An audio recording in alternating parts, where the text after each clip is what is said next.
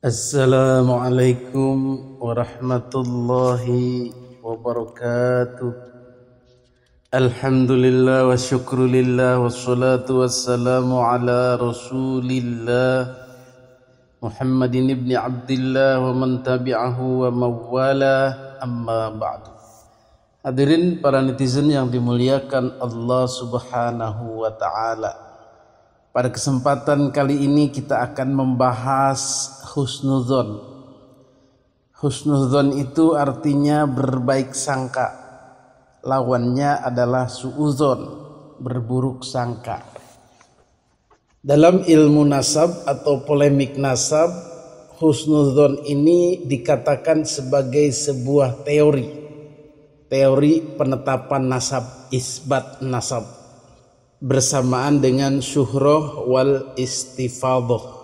Syuhrah itu masyhur, dari kata masyhur syahro, yang artinya sudah terkenal. Istifadhah melingkupi, jadi sudah tenar di masyarakat. Husnudzon dan syuhrah wal istifadhah ini sebenarnya bukan teori, tetapi kepercayaan terakhir. Ya udah, percaya aja.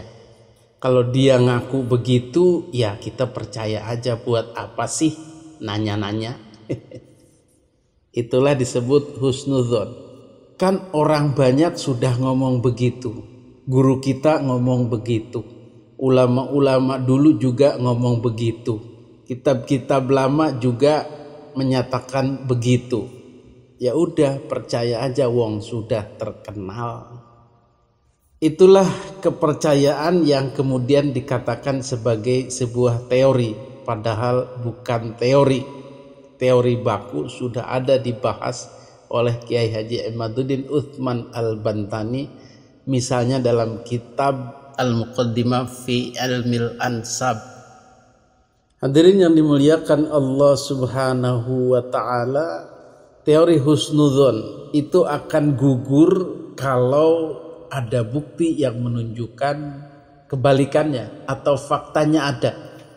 Hadirin yang dimuliakan Allah subhanahu wa ta'ala, para penganut teori husnudzon dan syuhrah wal istifadhah ini adalah orang-orang yang kekeh, tidak mau bergeming, masih mengakui Ba'alwi sebagai keturunan Nabi.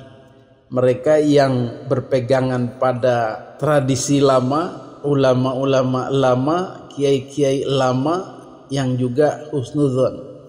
Beberapa di antaranya adalah Kiai Haji Miftahul Akhyar, kemudian Gus Yahya, kemudian Kiai Haji Fahru Razi, dan ditambah lagi sekarang yang masuk pentas, masuk arena peserta baru, yaitu Gus Ulil atau Ulil Absor Abdallah atau Abdullah. Jadi Gus Ulil ini ya banyak retorikanya, tetapi ujung-ujungnya ya sama juga, kita husnudzon aja.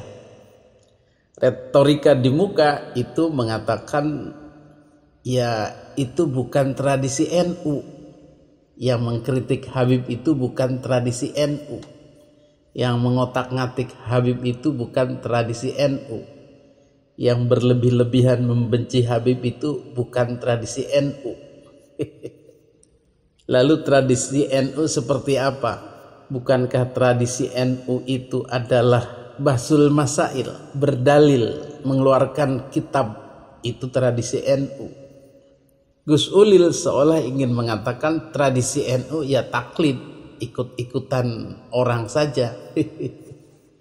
Dan ini bisa memalukan NU, seolah-olah NU isinya orang taklid semua. Memang ada diajarkan taklid ketika kita tidak menemukan dalil sendiri atau tidak capable atau tidak ada yang mampu berijtihad lagi, itu boleh taklid. Gus Ulil ingin meyakinkan kepada masyarakat bahwa tidak ada orang yang berijtihad dengan nasab Ba'alwi ini. Makanya semua taklid kepada ulama-ulama dahulu. Bagaimana dengan Kiai Haji Imaduddin? Itu orang tatoruf, berlebihan, tidak tawasud, tidak seimbang, tidak sesuai tradisi NU yang taklid-taklidan. Begitulah kira-kira. Tentu kita tolak ini, karena tidak semua NU itu taklid atau nurut saja dengan perkataan orang. Tidak semua orang NU tidak mau berdalil. Ada yang mau berdalil, ada yang pintar, ada yang mau berijtihad. Betul? Salah satunya Kiai Haji Imaduddin Utsman Al-Bantani. Peserta baru ini, Gus Ulil ini juga sama-sama husnudzon. Akhirnya ya sama juga dengan mereka-mereka itu. Penganut madhab husnudzoniyah taklidiyah. Ya udah, itu grup lama itu. Hadirin yang dimuliakan Allah Subhanahu wa taala. Jadi husnudzon dan syuhra wal istifadhah ini seharusnya sudah hilang, sudah lenyap ketika muncul fakta baru, dalil sahih, qarinah yang jelas, burhan yang jelas, kemudian data-data pendukung ilmiah yang jelas seperti filologi, DNA, dan ilmu rijalul hadis. Semua dikombinasikan sudah menjadi hujah yang nyata, maka teori husnudzon ini harusnya sudah ditanggalkan, dihilangkan, dibuang jauh-jauh. Itu kan logikanya. Ilustrasi logika dari saya sudah sering di channel ini.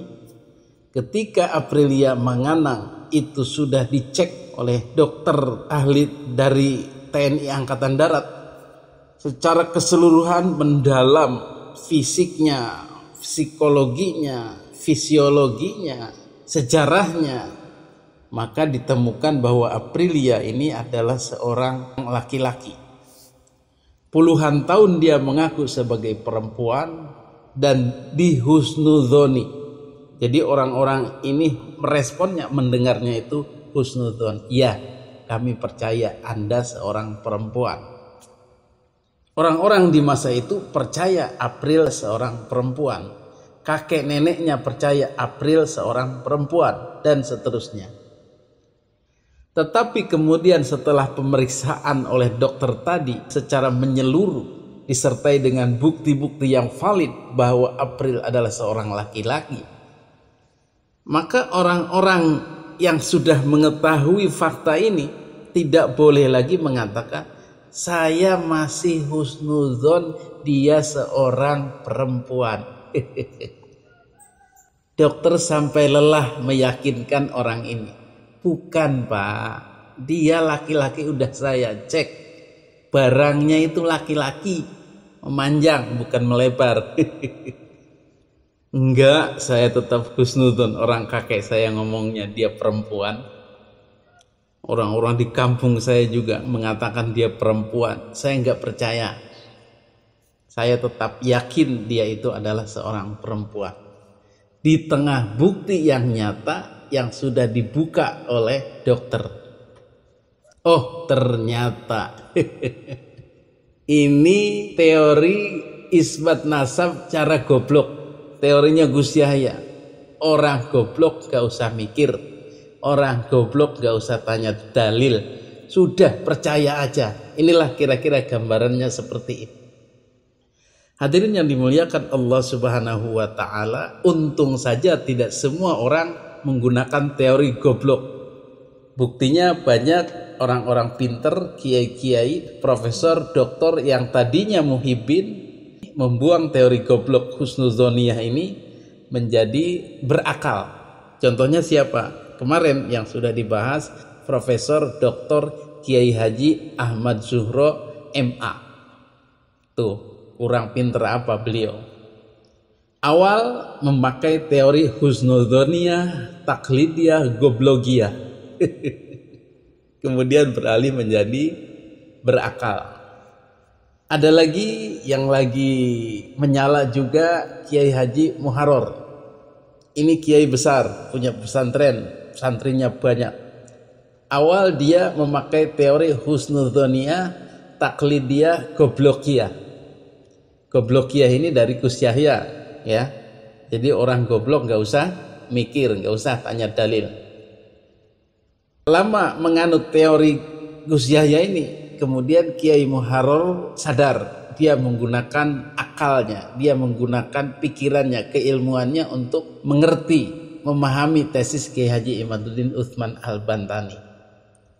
Maka kemudian beliau lambat laun berubah haluan, menyetujui tesis Kiai Haji Imaduddin Utsman Al-Bantani dan membuang teori husnudzoniyahnya, teori taklidiyahnya, teori goblokiyahnya.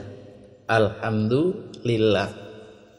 Apa kata beliau dengan teman-temannya, gurauannya itu untuk menyindir orang-orang yang masih husnudzon dan taklid dan memakai teori goblok itu?